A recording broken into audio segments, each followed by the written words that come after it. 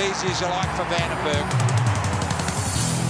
Inside Melbourne, time for another week. Clint Stanaway with you alongside Caty Price. Hey, Caty. Hey, Clint. How are we going? Yeah, going okay, thank you. Still trying to digest the drama, I guess, from a weekend loss to the Swans at the MCG. Yeah, it was a pretty heartbreaking one, wasn't it? It was just one of those ones that you just wanted to get that result and get those finals banked away. And as such, we've got a special guest here just so I can vent a little bit, you can vent a bit, the fans can vent a bit, and he can tell us what actually went wrong. In fact, there's so many burning questions for Aaron vandenBerg.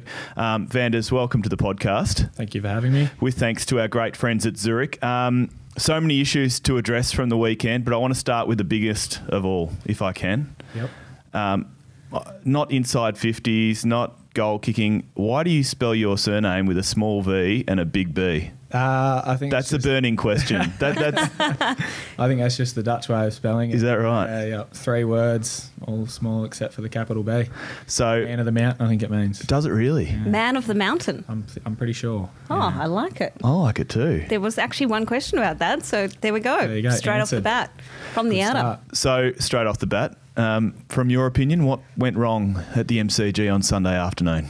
I mean, obviously we didn't make the most of our inside 50s and we didn't kick straight, which is obvious. But probably just our inability to stop Sydney's uncontested marks gave them the opportunity to keep themselves in the game, and just structurally probably didn't allow ourselves to keep competing at that level and let the Swans run us over in those second and third quarters. Those inside 50s, that differential you speak of was plus 17. Oh, I mean, that's an extraordinary number, and it's a theme repeated. So what do you do to fix that issue? I guess, structurally you have to set up right when coming inside 50, and that gives us the best ability to compete one-on-one in the forward line, but probably just keep working on that connection from mid to forward and trying to be efficient going in there, as difficult as it sounds. The other issue, obviously, it was a real Bloods win, wasn't it? I mean, 2 men down, but they also brought that aggression at the ball and at the man. How do you think you handled that?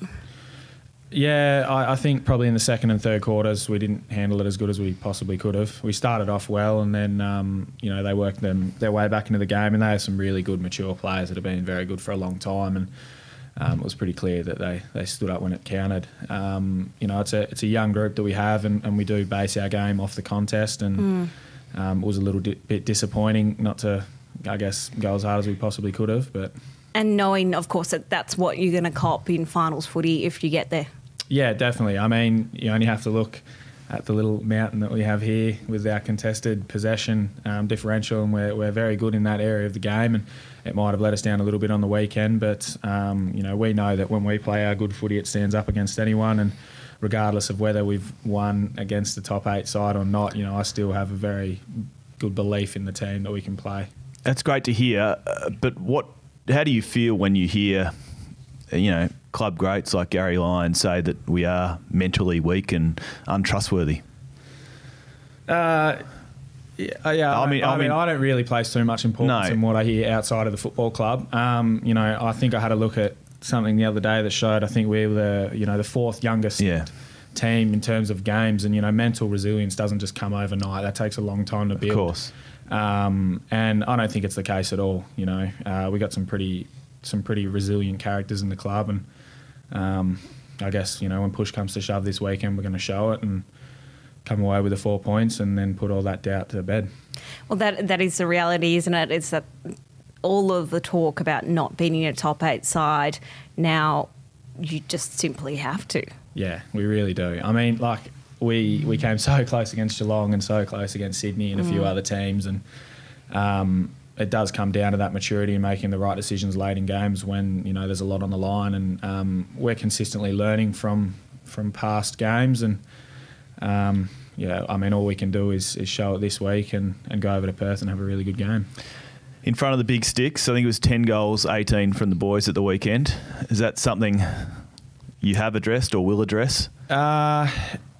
It's hard to address, I guess. It's hard to address, yeah. I mean, there's only so much you can do about it. Yeah. Blokes can go back and have a look at their routine and make sure they're doing everything throughout the week to make sure that when the opportunity comes, they take it.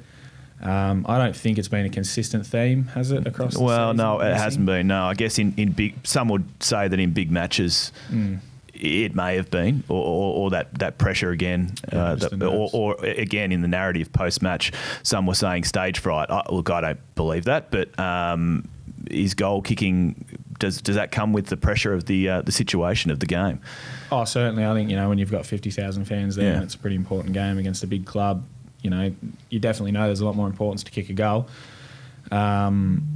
Though, I think sometimes, you have those days, and when we miss 2 or 3 in a row, then that compiles and more pressure comes. So, not helping things, of course, the injury to Jesse Hogan. You just feel desperately sorry for the bloke. He's had a rotten run. Horrible. But how do you cover that?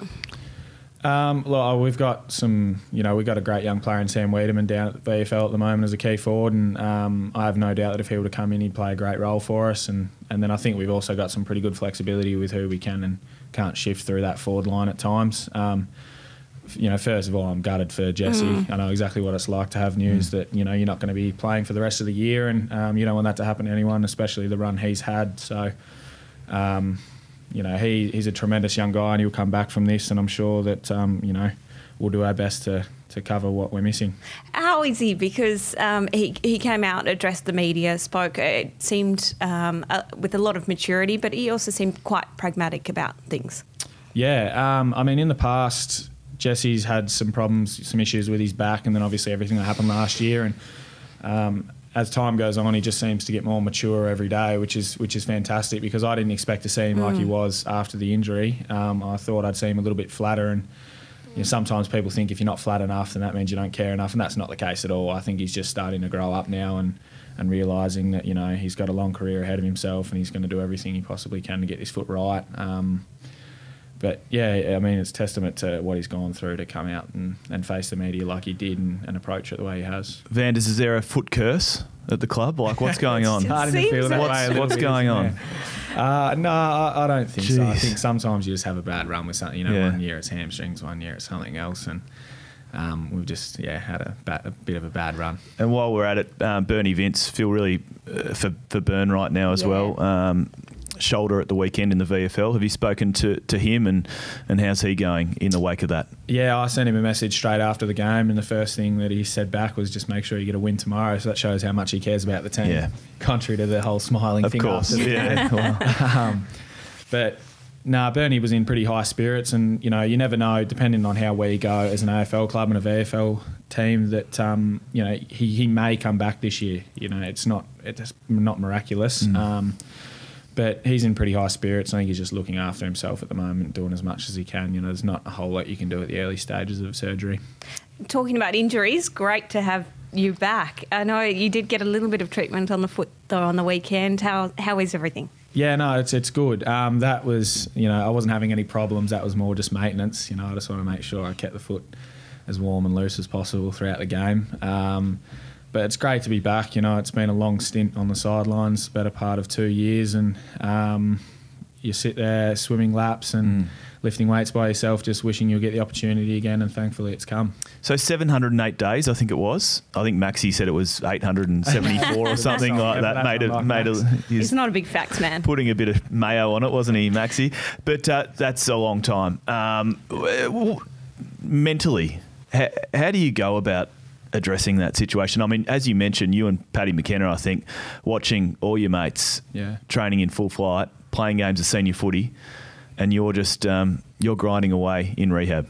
Yeah, it's difficult. The problem was initially we really didn't know what was going on and what the problem was, so you kind of get this date that you're going to come back and you never reach it. And I think it was like 11 times I'd been given a date to come back and I'd never made it. So it's 11 times that you've got yourself set for something and then it's been taken away from you, and that can become extremely difficult at times. But as much, I just tried to invest in the team as much as possible. Pat and I were going down to VFL games consistently and trying to help the young players out, and then you try and get your off-field stuff, keeping you busy as well with university and other things like that to take your mind off football. And but you do have your bad days. There's nothing worse than swimming laps, staring at a black line in a pool, knowing that your whole team's out there on the track. And you spent time, I think, on opposition analysis and putting back into the club, as you said. Yeah. I was working with Troy Chaplin and Jeno and a few other people, week to week, and I just watch who we were playing and then, have a look for any trends that I was seeing or something that might be worth noting, and then just going through the clips and just trying to educate myself on the game a little bit more, because while you spend so much time out of it, the game evolves, and when you come back it's a little bit different. So I just wanted to make sure that if I did get the opportunity again, I'd know exactly what I was doing. And that opportunity has come, and this weekend it takes you to Perth, back to the homeland. How excited are you to get back there, to play in front of family, friends, and at the new Perth Stadium against a tough opposition in what is a crunch match? Yeah, I'm relishing the opportunity. We've had, some good meetings through the week after what happened with the loss, and I just really want to see this team respond and bounce back. And I don't think we could have had a better chance to do it, in Perth at a new stadium against a really, really good, tough opposition that a lot of people wrote off at the start of the year, funnily enough, but they're a fantastic football club and fantastic team, and I'm just really excited. I really want to see what this young group can do. Sporting clubs often talk about the benefits of, after a loss, then going away as a group and as a team, obviously into hostile territory, and that experience. Have you seen that in the past? Yeah, I think so, certainly. I mean, we've gone over to Adelaide particularly in hostile environments and played really well there, and sometimes you feel that you step up that little bit more and you relish the challenge. No doubt it'd be good to get away as a team after everything that happened on the weekend and reset and get together and spend a bit of time and go through what we need to and then come out and hopefully get the result. And Perth itself, you still got obviously a lot of friends, a lot of family there. They'll be packing the stands. Yeah, we'll see. I mean, they're slowly disappearing from Perth, but I'll have some cousins and a few family members there, which should be good, that I haven't seen in a while. So looking forward to that. Because you moved from Perth when you were pretty young. Who did you support growing up and who did you follow? I was a big Freo Dockers fan. Right. Yeah, massive. And then I moved over, I think, when I was 11 years old to New South Wales. Matthew Pavlich was, favourite player. Really enjoyed watching him. Very good. We'll track your story from there after this short break. Of course, you went to the NEAFL and did some great things in the NEAFL before arriving here at the Melbourne Footy Club. More from Aaron vandenBerg after this break on Inside Melbourne with Thanks to Zurich.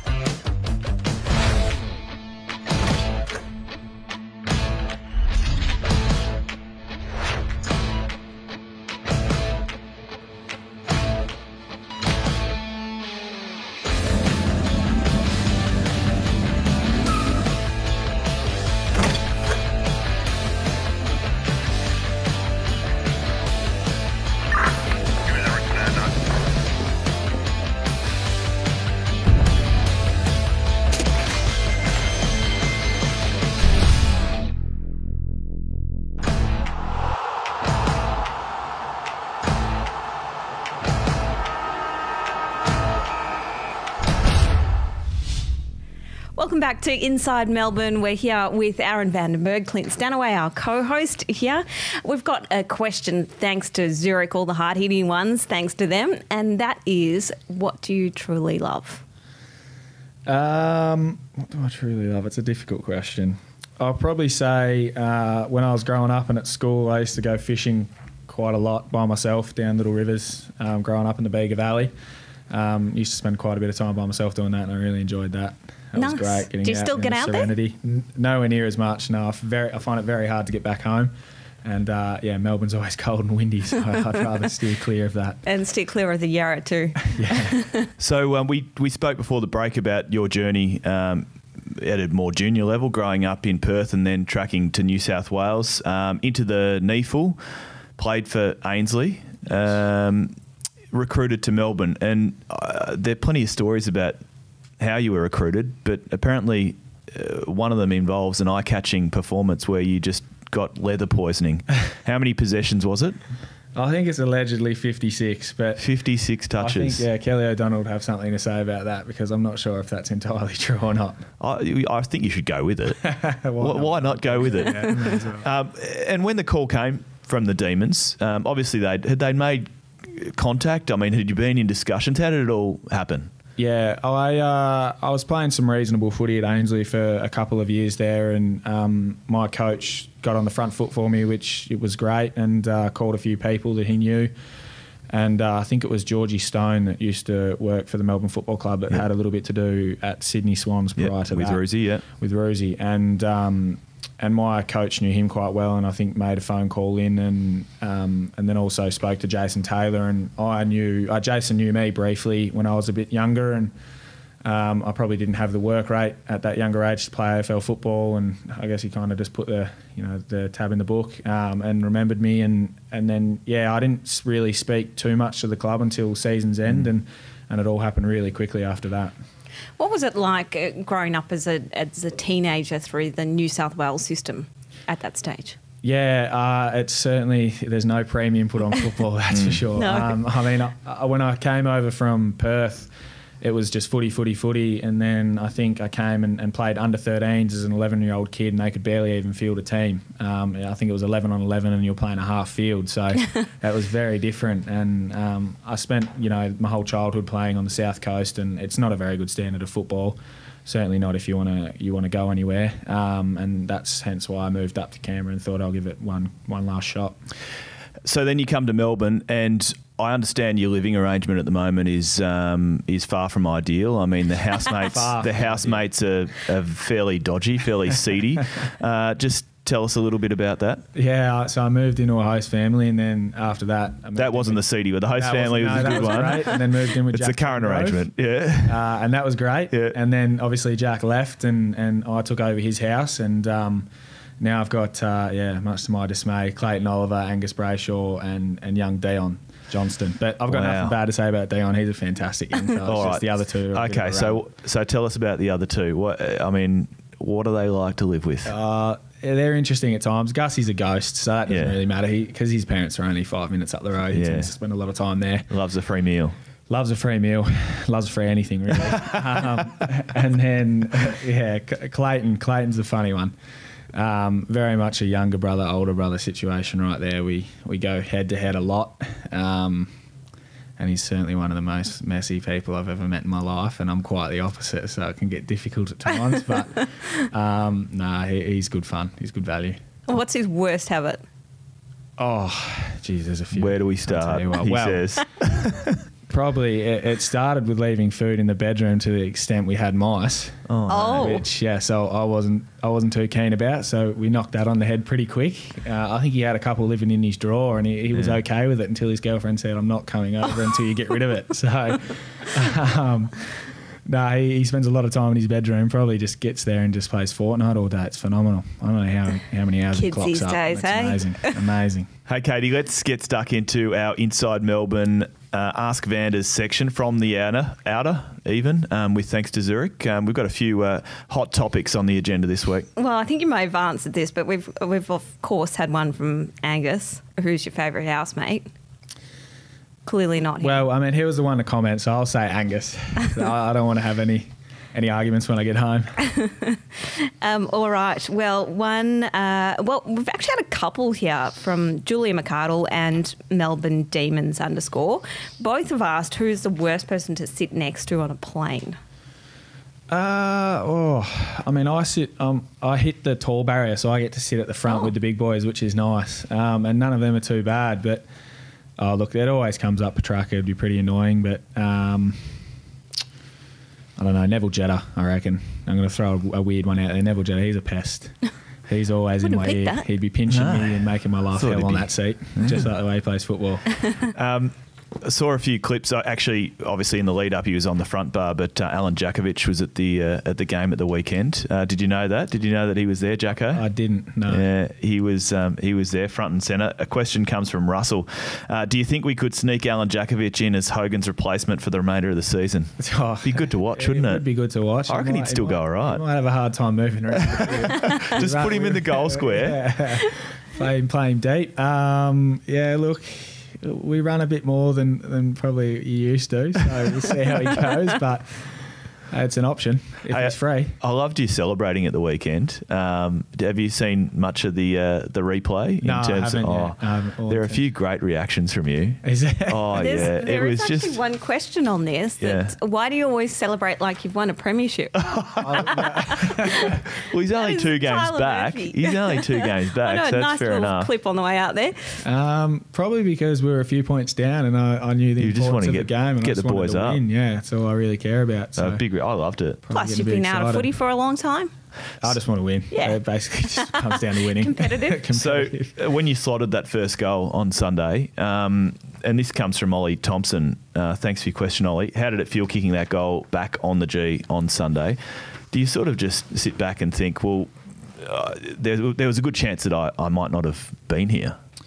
Yeah, I mean, I've always been a very competitive character, and I always had that self-belief that I would make it back, and I think the goal happened pretty quick. It was a little kick in the goal square, wasn't it? It was my first goal back, so I didn't even think about it. I just sort of kicked it, and it wasn't until Clayton ran over from about 50 metres away that I realised, that's my first goal in a while.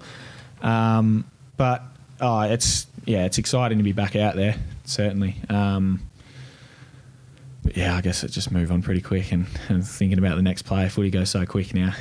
Lockie Osborne asks, how much improvement in the team have you noticed from when you were out to now?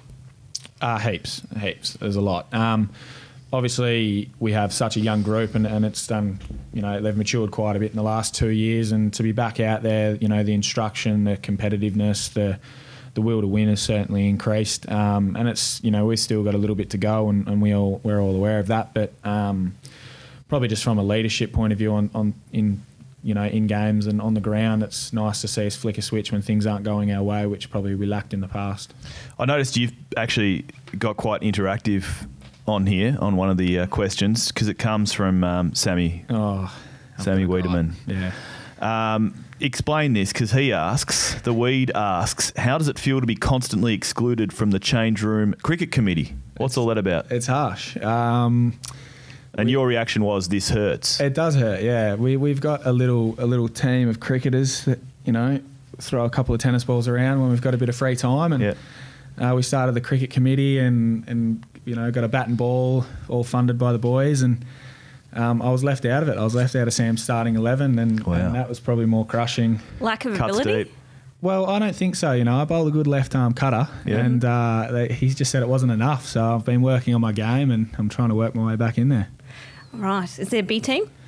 What? A B team? A B team. No. I'm the captain. So how does Sammy go then? Yeah, Sam's good. I hate to admit it, but he's very good. Yeah, very good bowler. Batting's scratchy. Pat McKenna's phenomenal, as you can imagine. Tell us about Paddy, because a lot of supporters, we haven't seen him in action just yet, but you've spent a lot of time with him. You become great mates through virtue of injury, effectively. I mean, how's he tracking, firstly? Secondly, what can we expect from him, hopefully, in the future? He's a phenomenal character. He's one of the better people I've met.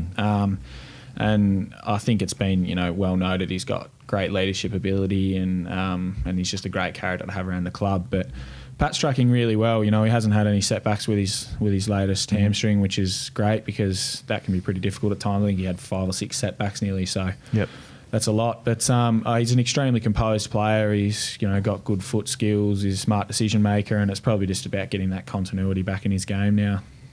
You mentioned during the rehab talk about studying and your university studies. Can you tell us a bit about what you're doing, and who is Aaron vandenBerg away from footy? Yeah, I'm doing a commerce degree at the moment, majoring in finance at this stage, and I try to do 2 subjects a semester if I can, just to keep busy. I don't really like spending time doing nothing. I can't sit on Fortnite for 4 hours straight, so I need to find something else to do, and that keeps me pretty occupied. And during your time in Canberra, a bit of an unusual one, the Apprenticeship. Yes. Tell us about that. Yeah, I did more or less a mechanical engineering apprenticeship at the Mint, and that was a lot of software and computer programming stuff. So I worked with a lot of CNC machinery and CAD CAM and Inventor programs, a lot of 3D modelling and all that stuff. And that was a tremendous job. I really enjoyed that. It's not pouring gold or anything. Yeah. No, there was plenty around. I held a $60,000 gold coin at one stage, which would have been nice to slip in the back pocket. But unfortunately, you go through airport security every day to get in and out of the place. So I may have, I think they used to stick them in their sandwiches back in the old days. Is that right? Wrap them up in glad wrap and take the $2 coins out. Yeah. Oh, there'd be some good stories around there. Wow. Is there any tight footballers at the Melbourne Football Club that would relish the opportunity to work at the Royal Australian Mint? I live with one. Yeah, okay, yeah. I reckon. And throw him under the bus again. I like that. Maybe Corey Maynard as well. I just want to drop his name because he'll really dislike that. Hey, let's get back into these questions. Another one, Sean Campbell, another rehab type question. I played with Sean. He asks, has your strength coach added any size to your calves? No, he hasn't. But I've never seen a quick person with big calves. That's a little theory I have. So, maybe the recruiters can note that one down. Vanders, what else in the pastime? You mentioned fishing. Do you still fish a little bit? No, not as much. I probably should have because I couldn't really do a whole lot when I was in a moon boot. But no, I mean, between footy and uni, that keeps me very busy. Yeah, absolutely. You found it? Well, it is related. Michael Johns asks, while you were on the long-term injury list, did you ever doubt that you would get back? I'm going to say no. I mean, obviously there are days where you're feeling pretty sore and you think, geez, my foot might not ever make it back. But every day you've got to come in with a mindset that you are going to make it back and you are going to get better, because if you don't, then it's defeated you, and that's when a long-term injury can become really traumatic. So I guess always in the back of my mind I've always believed I could get back. It was just more, if I did get back, is my foot going to be normal and can I play good football again, because I didn't want to get back and be hampered by a foot and just try to get by. How grateful are you, I suppose, to the club, because they signed you on another one-year deal in the middle of all of this injury thing, to back you in, to know that you can come back? Yeah, I'm extremely grateful, and the medical staff and the coaching staff were fantastic with me, and I guess you'd like to think they also have the belief in you that you will get back and play good football too. So it goes both ways, and I'm grateful that I've got the opportunity again, and I hope there's many more years to come of doing it.